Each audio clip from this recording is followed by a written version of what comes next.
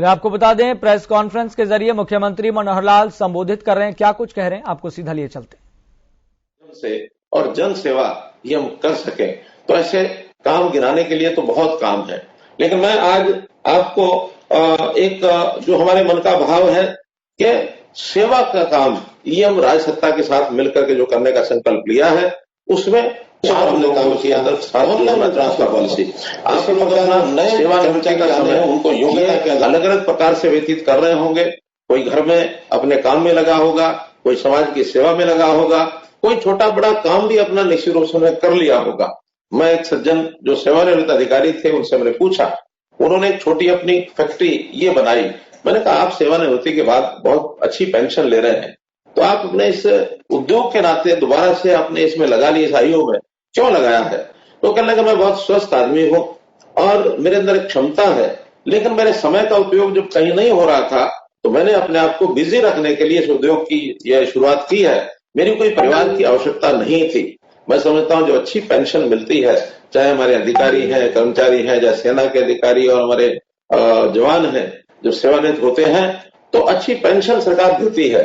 उसके कारण से हमारा अपना स्वयं का गुजारा ठीक हो सकता है और हमारे परिवारों में भी और अन्य लोग, हमारे परिवार के सदस्य निश्चित रूप से काम करते होंगे। परिवार के पालन पोषण की चिंता तो बहुत परिवार ऐसे होते जिनको नहीं होती, लेकिन इस समय को कहाँ लगाया जाए?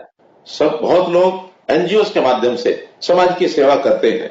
हम आज से एक नया प्लेटफॉर्म ये आपकी जानकारी में लाना चाह रहे हैं कि हम चाहते हैं ऐसा हमारा ये जो फोर्स है, सेवानिवृत्त हमारे कर्मचारी, अधिकारी, जवान, सैनिक अधिकारी, ये सब लोग क्या सरकार के साथ मिल करके सरकारी योजनाओं को आगे बढ़ाने में सहयोग कर सकते हैं?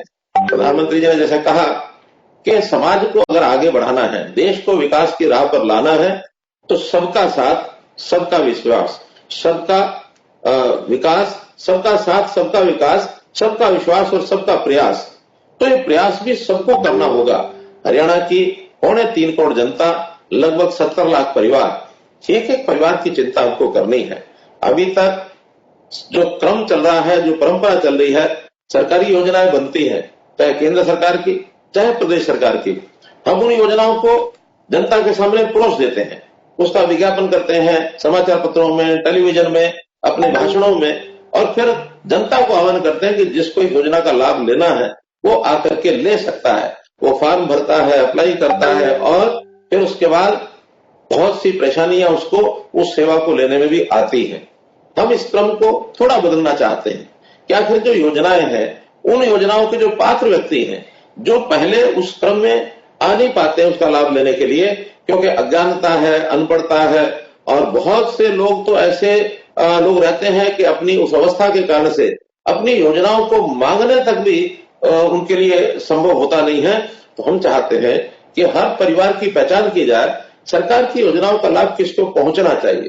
ऐसे परिवारों की पहचान करने के बाद सरकार क्यों ना उनके द्वार पर जाकर के उन योजनाओं का लाभ दे, चाहे वो शिक्षा का क्षेत्र है, चाहे स्वास्थ्य की बात है, चाहे रोजगार की बात है, ऐसी सब चीजें उस परिवार के द्वार तक पहुंचनी चाहिए। इस एक प्रकार की सोच को लेकर के और हम काम कर रहे हैं। इसके लिए एक अभियान चलाया हमने, और वो अभियान है परिवार पहचान पत्र।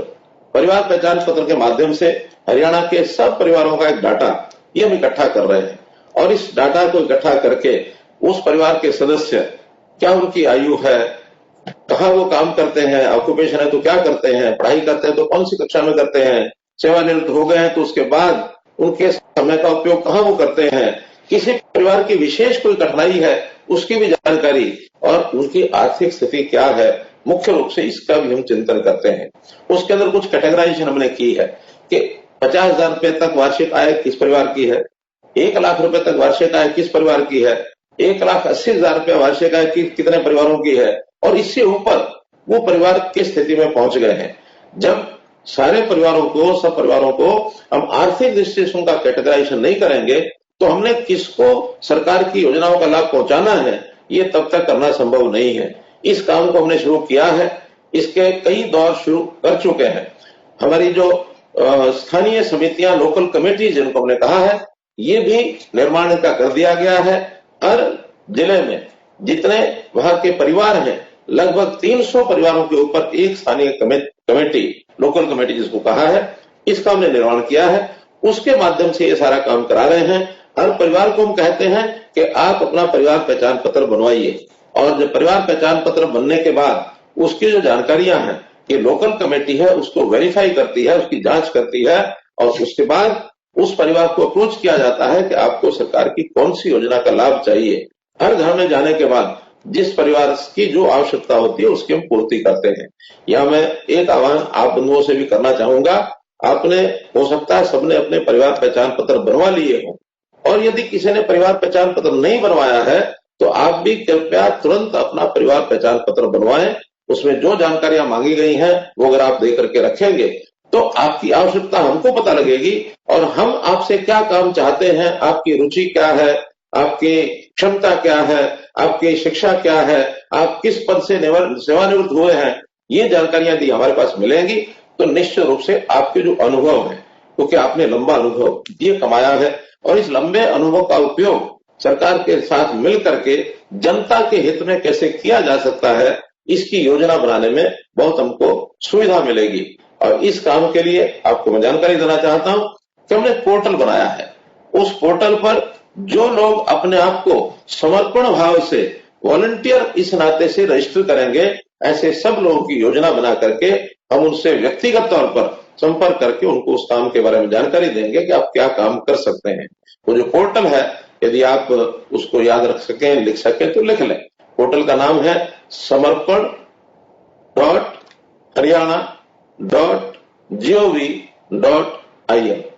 मैं अपने सभी जो संबंधित साथी हैं उनको कहूंगा कि हमारा जो टेलीफोन है, जो हमारा नंबर जिसके माध्यम से आज का लिंक आपको भेजा गया है, ये लिंक, ये जो पोर्टल का जो एड्रेस है, ये भी आपको भेज देंगे, ताकि आप उसको खोल करके सब जानकारियां आपको मिलेंगी कि कितने ऐसे क्षेत्र हैं जिसमें हम अपनी सेवा दे सकते हैं, और उन क्षेत्रों में हम अपनी रुचि के हिसाब से अपने आप को रजिस्टर कर सकते हैं। आपके रजिस्ट्रेशन के बाद आपको कोई भी अधिकारी संपर्क करके अपने पास बुलाएगा या आपके पास पहुंचेगा, वहां बैठ करके सारी योजना बना सकते हैं।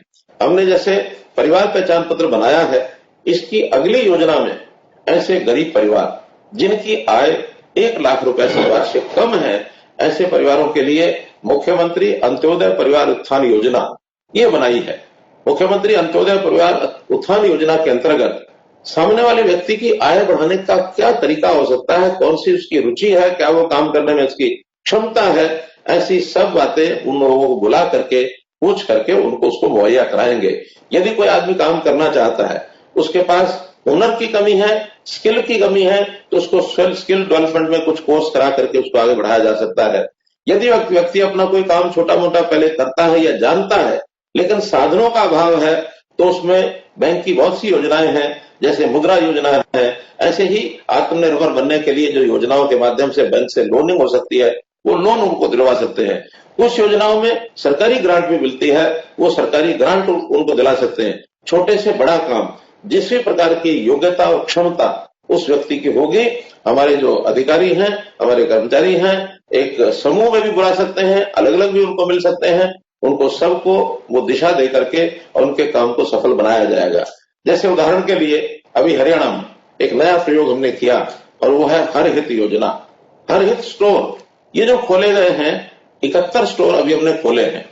प्रथम चरण में 2000 ऐसे स्टोर खोलने की हमारी योजना है। द्वितीय चरण में इनको 5000 करने की योजना है। ऐसे जो लोग इन योजनाओं को, यानी इस स्टोर को अपनाने में रुचि दिखाएंगे, उनकी योग्यता यदि होगी तो उनका सिलेक्शन होगा। ऐसे 5000 परिवारों का लाभ इसमें दिला सकते हैं।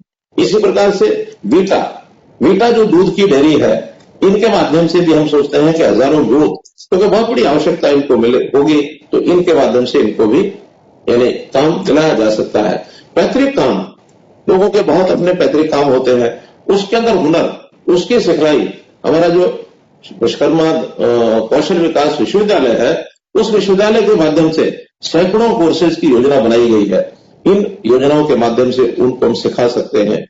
ये सारे काम करने के लिए सरकारी कर्मचारी, पूरा हमारा सिस्टम, ये सब धरातल पर काम कर रहा है, लेकिन उनके सहयोग के लिए या हमारे अनुभवों का लाभ उन सबको हो, हम भी उनके साथ जुड़ करके यदि खड़े होंगे तो वास्तव में निश्चित रूप से जो पात्र है उस तक योजना जरूर पहुंचेगी। हमारा काम पात्र लोगों को योजनाओं का लाभ देना, ये पहला काम है। अगर उसके बाद कोई उसकी कमी रहती है तो उस कमी को दूर करते हुए, उसकी शिक्षा पर ध्यान देते हुए या उसकी स्किलिंग कराते हुए उसके परिवार की आय को कैसे बढ़ा सकते हैं, हम सब मिल करके इस काम को करेंगे। काम हमारे पास शिक्षा क्षेत्र है, रोजगार का क्षेत्र है और उसके कौशल विकास का क्षेत्र है। इन सब कामों में कहाँ हमारी रुचि है, कहाँ हम काम कर सकते हैं।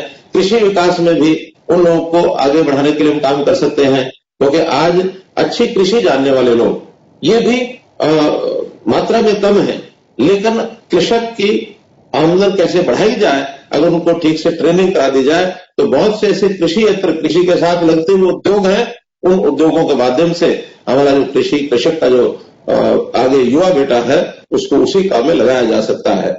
अभी ग्रामीण क्षेत्रों से और शहरीकरण बहुत होता जा रहा है। हमारे नौजवान गांवों से शहरों के अंदर बढ़ते जा रहे हैं, शहरी आबादी का दबाव बढ़ रहा है। लेकिन यदि हमने लघु कुटीर उद्योग और खेती पर आधारित उद्योग गांव में ही करने का उनको अवसर दिला दिया, पशुपालन, मधुमक्खी पालन, फिशरीज, ऐसे मशरूम फार्मिंग, कई प्रकार के ऐसे उद्योग हैं कि उनको यदि उसमें लगाया जाएगा तो गांव में ही व्यक्ति काम करके और अपना सामान्य आय के माध्यम से भी परिवार का पालन पोषण अच्छी प्रकार से कर सकता है। मित्रों, काम बहुत है, लेकिन इन सब कामों के करने के लिए सरकार के साथ आपका ये जुड़ाव होगा तो निश्चित रूप से सेवा का जो लाभ है ये सबको फल मिलेगा। क्योंकि सेवा का जो आनंद है वो कई बार स्वार्थ में उतना नहीं होता है। परमार्थ का जो आनंद है वही सर्वोपरि आनंद है। सेवा परमो धर्म, ये हमारे शास्त्रों में लिखा है। तो हम लोग भी अपने आप को समाज के लिए काम कितना कर सकते हैं, इस ओर आगे बढ़ेंगे तो इसकी खुशी, ये आनंद सबको मिलेगा। सेवक को भी मिलेगा और सेवार्थी है उसको भी मिलेगा, तो सबको इसका लाभ मिलेगा।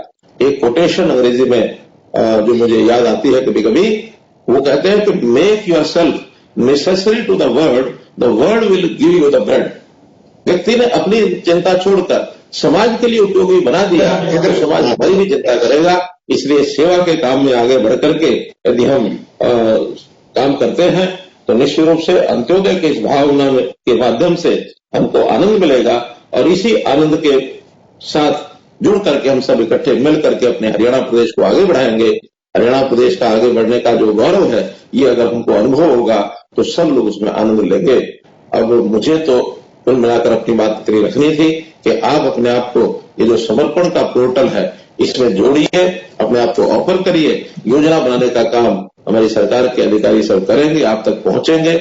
आपके पास चूंकि समय भी है, आपके पास विचार भी है, आपके पास अनुभव भी है, इन सब का लाभ समाज को कैसे हो ये आप करें, यही मेरा निवेदन है। अब मैं जो डिप्टी कमिश्नर्स ऑफिस में हमारे कुछ लोगों को हमने सीधे बुलाया हुआ है, उनके माध्यम से किसी डीसी ने, डिप्टी कमिश्नर ने कोई बात किसी के माध्यम से करवानी है तो वो अपने यहाँ कोई व्यवस्था ऐसी है कि वो बता सके हमको।